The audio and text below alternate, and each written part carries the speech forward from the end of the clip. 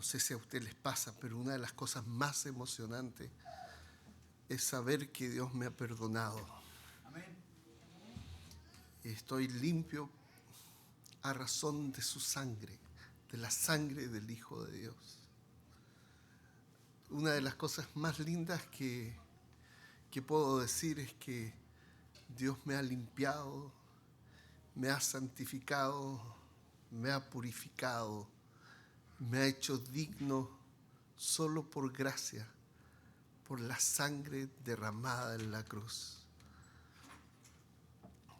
Una de las cosas más maravillosas que puedo pensar es que no solamente me ha purificado, perdonado, lavado por la sangre del Cordero, sino que además de todo, es que Él me ha abierto el camino para presentarme delante del trono de la gracia. Y que cuando yo me presento delante de Dios, puedo hacerlo gozoso, sin miedo, sin temor, sino que sabiendo que Él me va a recibir también gozoso, sin que me rechace, solo por la sangre de Cristo.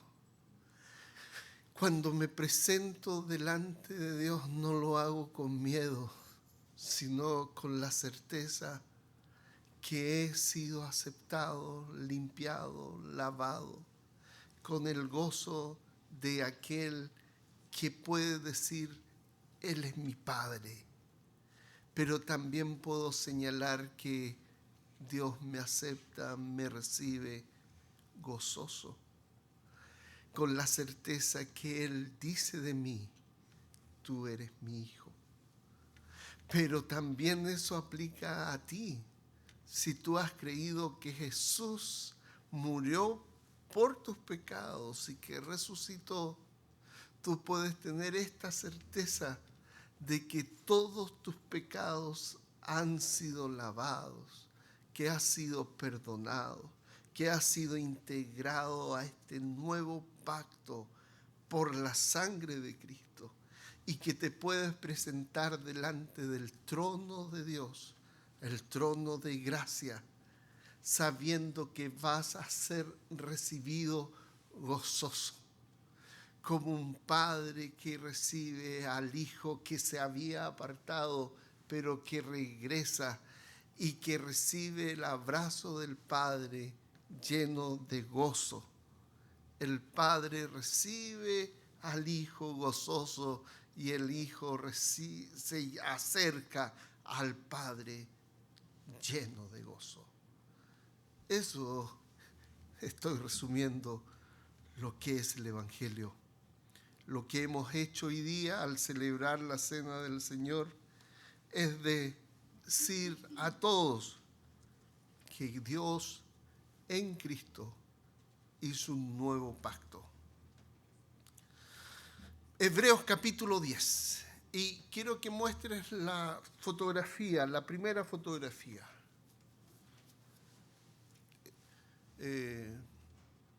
¿No está? No está. Christopher, la primera fotografía que te pedí, por favor. Versículo 1, Hebreos capítulo 10, versículo 1. Pues ya que la ley solo tiene la sombra de los bienes futuros y no la forma misma de las cosas, nunca puede, por los mismos sacrificios que ellos ofrecen continuamente, año tras año, hacer perfecto a los que se acercan, hacer perfecto a los que se acercan. De otra manera, cesarían de ofrecerse,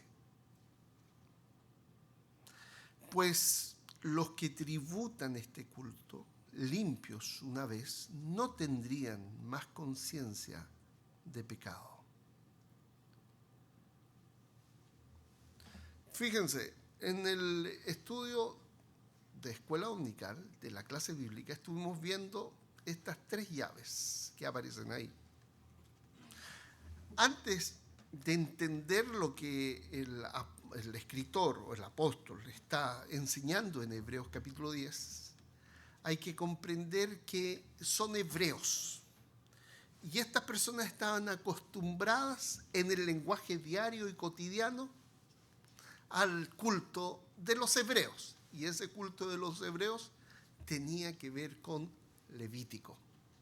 Pero para comprender Levítico, antes de entrar a lo que es Levítico, hay 3 llaves que tenemos que tener muy claro.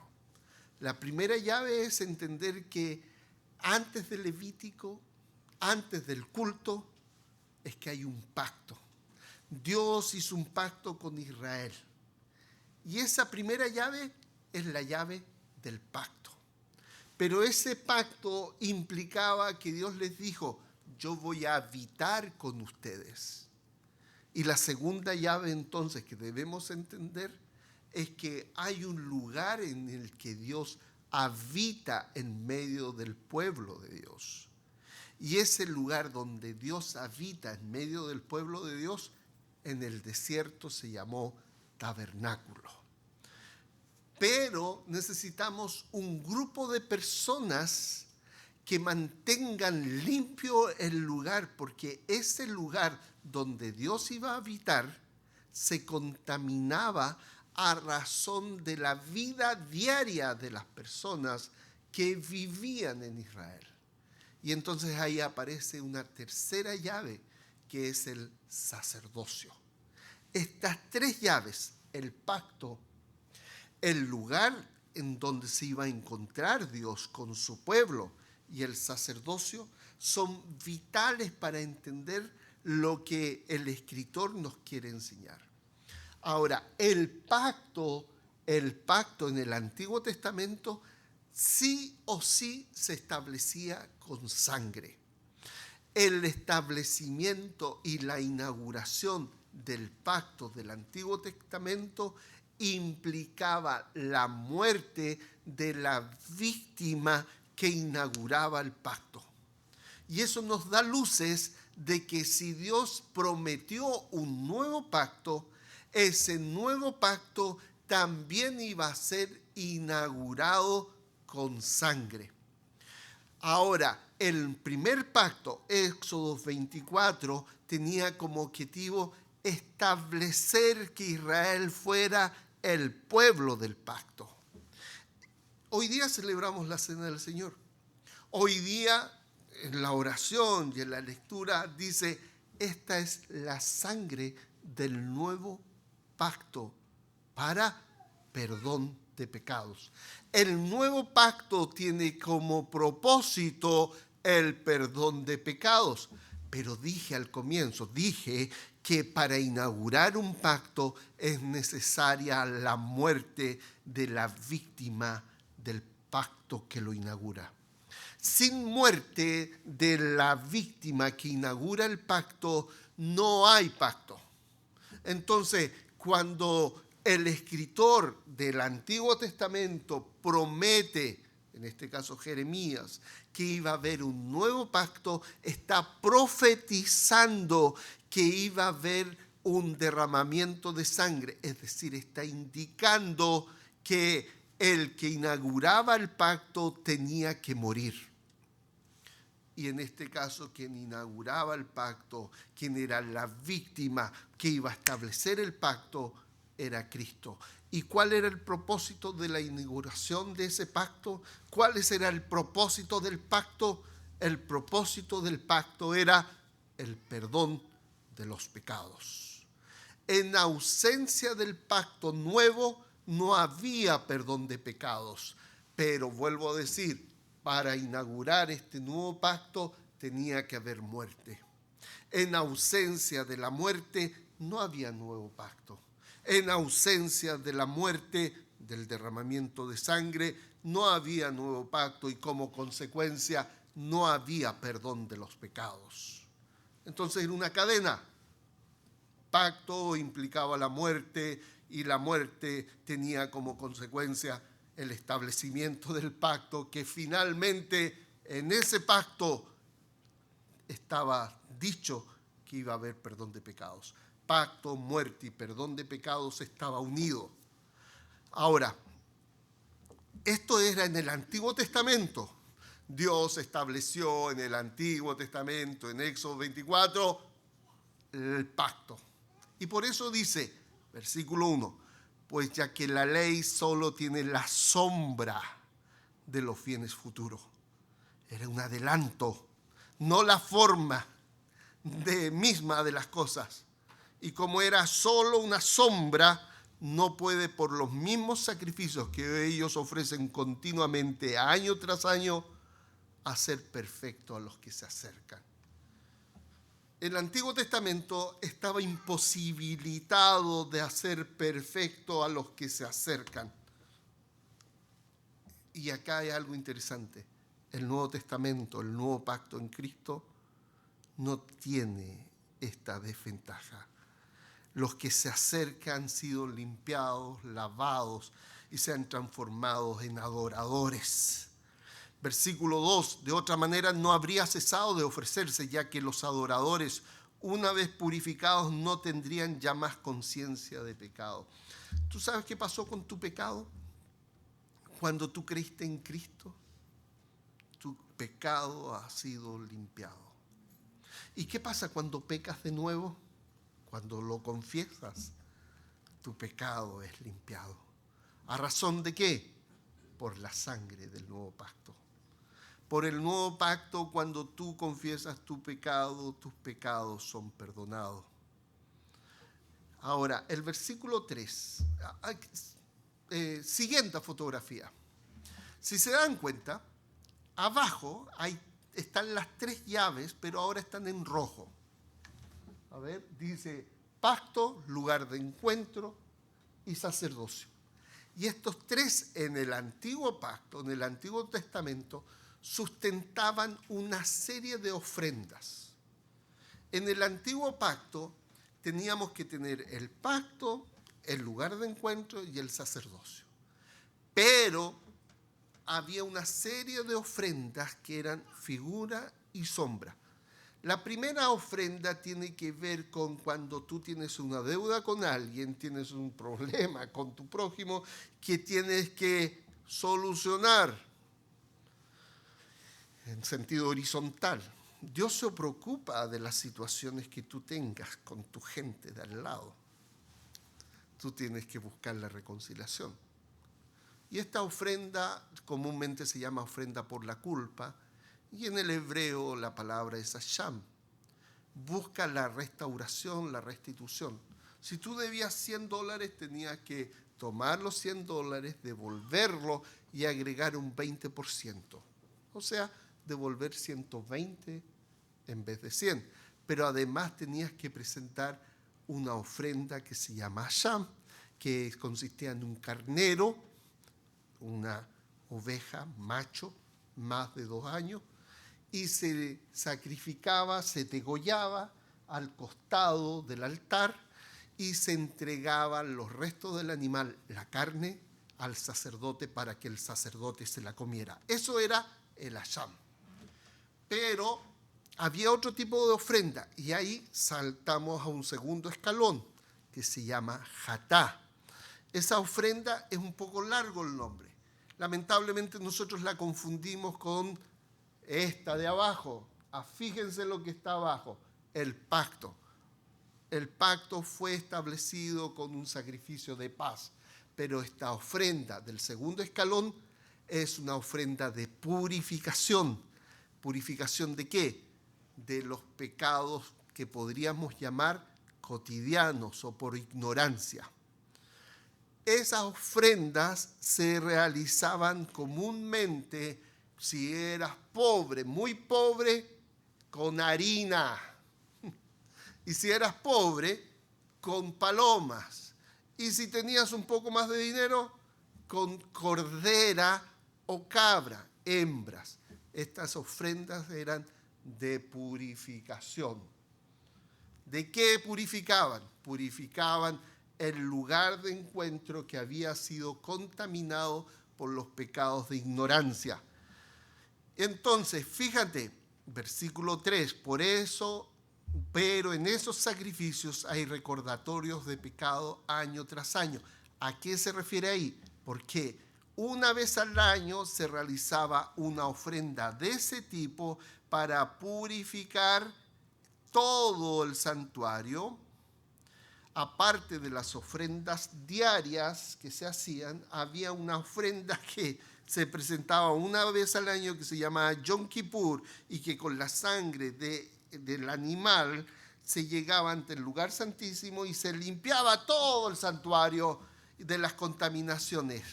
Se recordaba el pecado de la gente. Ahora, ¿qué está diciendo? Está diciendo que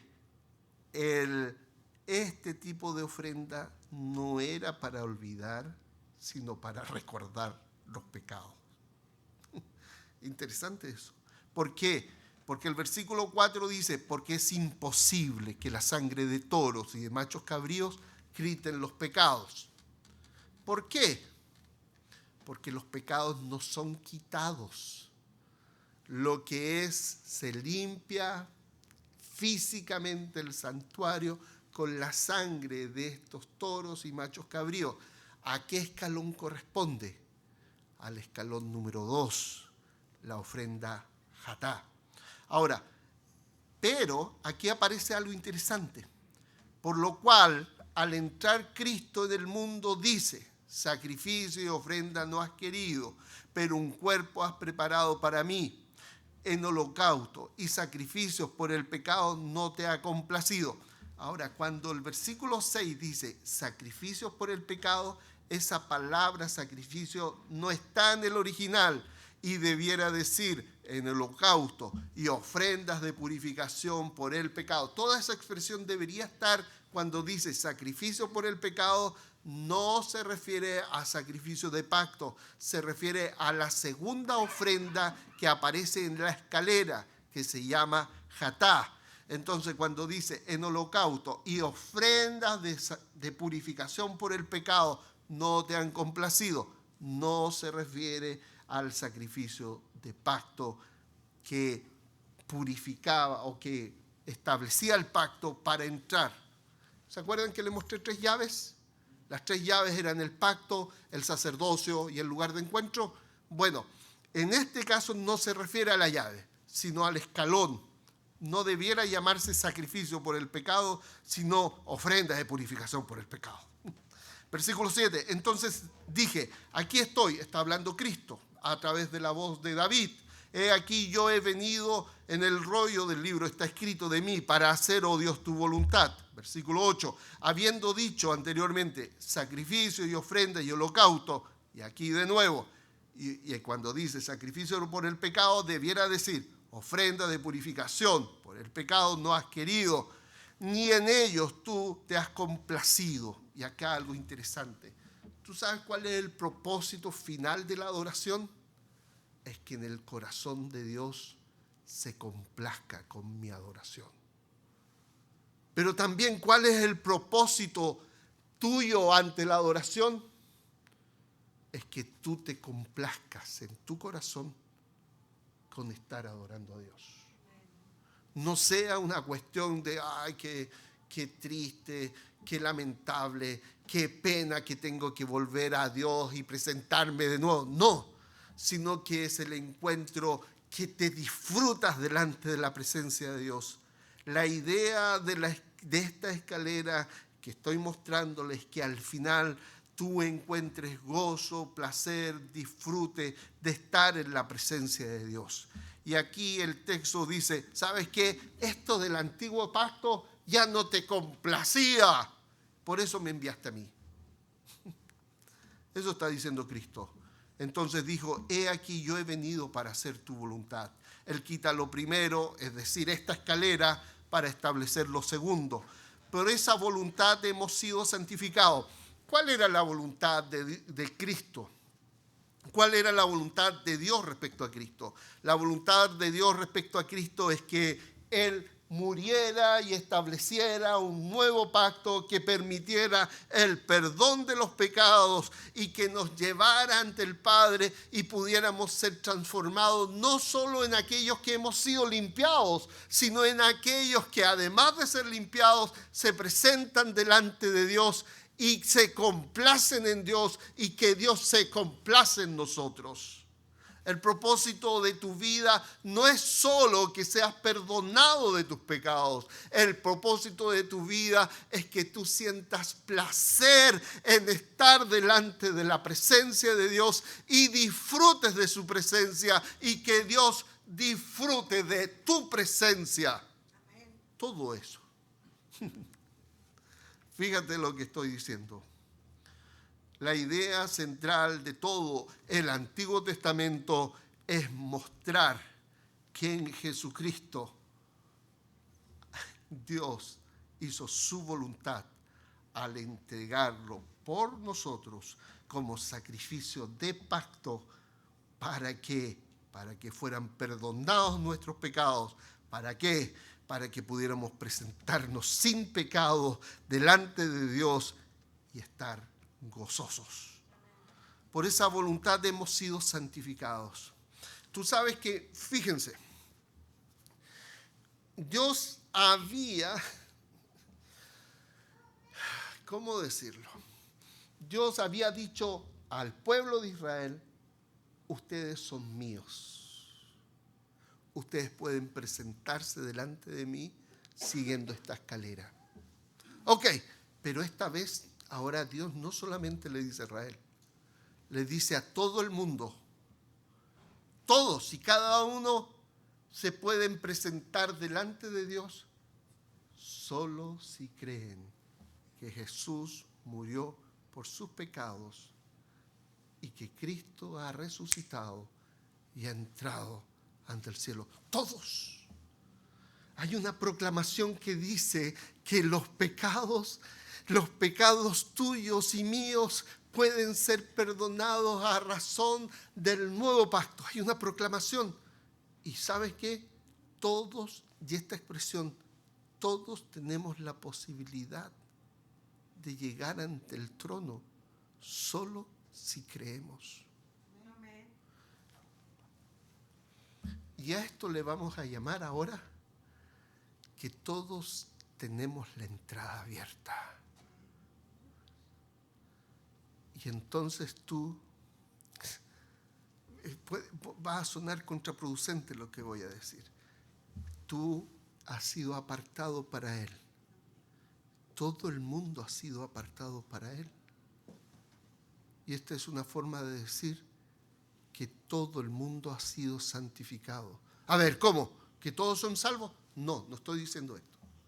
Estoy diciendo que todos y cada uno tienen la posibilidad de ir ante Dios, que la sangre de Cristo los limpia de sus pecados, que la sangre de Cristo los aparta para poder llegar ante Él.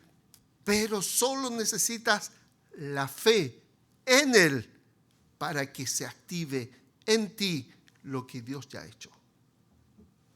Fíjense, tú puedes ser parte del pacto porque Dios ya hizo su parte al decir, todos pueden ser. Por esa voluntad hemos sido santificados mediante la ofrenda del cuerpo de Jesucristo ofrecida una vez y para siempre. Todos y cada uno tienen la opción de poder llegar ante el Padre solo por la fe en Cristo. Verso 11. Ciertamente todo sacerdote está de pie día tras día ministrando y ofreciendo muchas veces los mismos sacrificios que nunca pueden quitar los pecados. Pero Cristo, habiendo ofrecido un solo sacrificio por los pecados para siempre, se sentó a la diestra de Dios. Y aquí un punto importante. Cristo muere en la cruz para perdón de nuestros pecados, resucita, entra en los cielos y está triunfante y se presenta ante el Padre. Se sentó a la diestra de Dios. Verso 13, esperando de ahí en adelante hasta que sus enemigos sean puestos por estrado de sus pies, porque por una sola ofrenda Él ha hecho perfecto para siempre a los que son santificados. También el Espíritu Santo nos da testimonio, porque después de haber dicho, este es el pacto que haré con ellos después de aquellos días, dice el Señor. Pondré mis leyes en su corazón y en su mente las escribiré. Y acá, fíjense el texto que dice, nunca más me acordaré de sus pecados e iniquidades. Había dicho en el versículo anterior que los sacrificios anuales que se presentaban, nuestra escalera, era para recordar. Pero ahora dice, ya no hay recuerdo. ¿Por qué no hay recuerdo? Porque se estableció un nuevo pacto y ese nuevo pacto implicaba no recuerdo. ¿Y qué significa eso? Significa que esta escalera colapsó. Ya la escalera no corre, ya no es necesario el sistema levítico. ¿Por qué? Porque un solo sacrificio de pacto hizo posible que todos los pecados fueran perdonados. Ya no necesitamos el recordatorio anual de los pecados a través de lo que se llama ahí jatá u ofrenda de purificación por el pecado. Ahora bien, donde hay perdón de estas cosas, fíjense, cuando dice donde hay perdón de estas cosas, se refiere a donde hay sacrificio del nuevo pacto. Y después donde dice ya no hay ofrenda por el pecado, se refiere a no hay jatá, nuestro segundo escalón. Así se debe entender este texto. Pero si tú no comprendes que la palabra cuando dice pacto se establece con sacrificio de pacto, tú tampoco vas a distinguir con la segunda escalón que dice jatá. En otro caso, estoy diciendo lo siguiente. Ahora bien, donde hay perdón de estas cosas, ¿cómo se obtuvo el perdón? Por el sacrificio de Cristo en la cruz. Ya no hay ofrenda por el pecado. ¿A qué se refiere no hay ofrenda por el pecado? Ahora tengo que mirar esa escalera y decir, había un ritual que recordaba año tras año los pecados y que se era presentar este jatá. No, ya eso no existe. Lo que está diciendo el escritor está diciendo, olvídense del sistema levítico. Esto pasó, ya fue, ya esta escalera no se corre. ¿Por qué? Porque Dios estableció un nuevo pacto en el cual los pecados han sido perdonados y que Dios establece que los pecados son olvidados y por ende no tienen que hacer esto año tras año, porque el recordatorio de año tras año implicaba eso, recordar. Y ahora Dios dice, ya no se recuerda, se perdona por el sacrificio del nuevo pacto. Y verso 19, entonces dice, entonces hermanos, puesto que tenemos confianza para entrar al lugar santísimo por la sangre de Jesús. Fíjense hermanos, los sacerdotes entraban por la sangre de los animales para limpiar el lugar. Pero ahora nosotros, entramos al lugar santísimo no con la sangre, sino por la sangre. Y esa palabra es importante. ¿Por qué es importante? Porque yo no llevo sangre en las manos.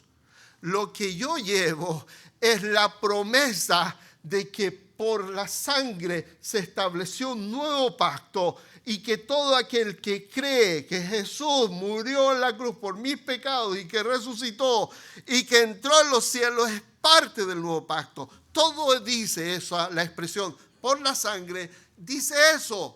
Por la sangre implica tú eres del pueblo del nuevo pacto. Entonces, hermanos, puesto que tenemos confianza para entrar al lugar santísimo, esta escalera ya no corre. Lo que importa es que entramos directamente por el pacto que se estableció por la sangre. Tú tienes plena confianza de entrar al lugar santísimo verdadero por la sangre de Jesús, por un camino nuevo y vivo que Él inauguró por nosotros, por medio del velo, es decir, su carne. Aquí hay dos velos, te lo voy a explicar de esta manera. ¿Te acuerdas que el velo se rasgó cuando Él murió en la cruz? Ya, pero acá se refiere a que el velo, la carne, fue cambiada a un cuerpo celestial por el cual entró con un nuevo cuerpo glorificado ante el lugar santísimo verdadero. A ese velo se refiere. No se refiere al velo de acá en la tierra, se refiere allá en los cielos. El velo está abierto allá en los cielos por su resurrección, por su ascensión, por su entrada. Y como el velo está abierto, podemos nosotros entrar por la sangre, porque el velo fue rajado. Amén. Versículo 21. Y puesto que tenemos un gran sumo sacerdote sobre la casa de Dios, y acá insiste, hermano, acerquémonos con corazón sincero, en plena certidumbre de fe, teniendo nuestro corazón purificado de mala conciencia. ¿Te acusa algún pecado? La sangre es la respuesta frente a esa acusación. Amén. Delante de Dios no hay registro de tu pecado porque has sido lavado por la sangre. ¿Estás pecando ahora? Arrepiéntete, transforma esta mala conducta y vive, porque Dios te ha dado el Espíritu Santo para hacer lo correcto. Amén. Entonces, acerquémonos. Hermanos, si estás pecando, confiesa tu pecado y apártate de él con corazón sincero, en plena certidumbre de fe, teniendo nuestro corazón purificado de mala conciencia y nuestro cuerpo lavado con agua pura. Mantengamos firme la profesión. ¿Qué significa esto? Mantener firme la profesión significa sigue creyendo lo que la palabra dice, vive conforme a la palabra dice, proclama lo que la palabra dice. Mantengamos firme la profesión de nuestra esperanza sin vacilar. Y la razón porque es fiel. Es fiel. Fiel es aquel que prometió. La razón de por qué debemos mantener la esperanza, la razón de por qué debemos ser perseverantes, no es que tú seas fiel, sino porque Él es fiel. Amén. Él abrió el camino por su sangre. El camino está abierto por su sangre. Él es fiel, continúa siendo fiel y seguirá siendo fiel. Mantente firme. Consideremos esto, consideremos cómo estimularnos unos a otros al amor y a las buenas obras. Hermano, ¿la estás pasando mal?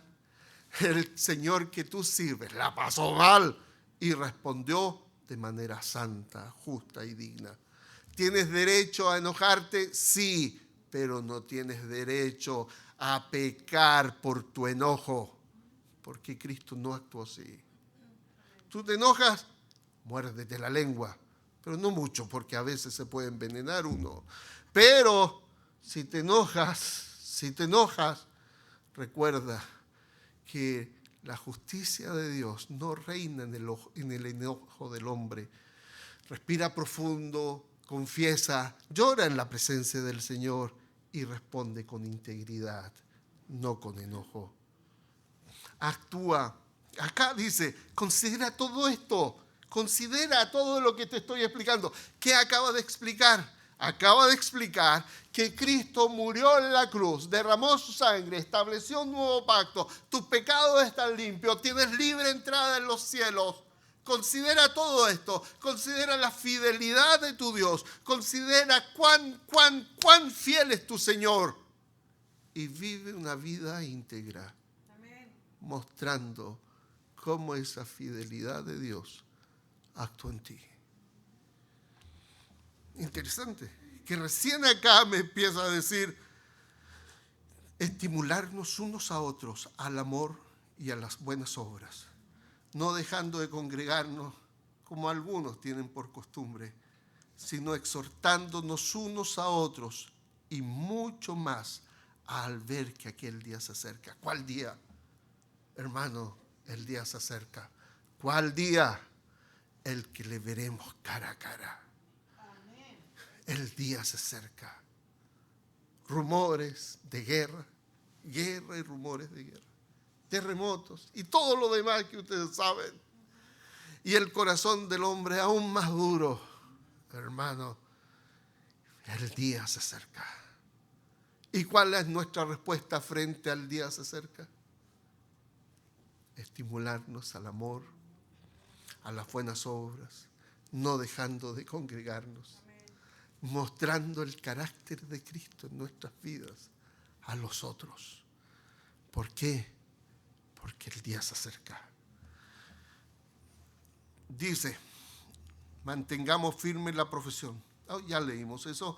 Porque si continuamos, y acá, no dejando de congregarnos, como algunos tienen por costumbre, sino exhortándonos unos a otros, y mucho más al ver que el día se acerca.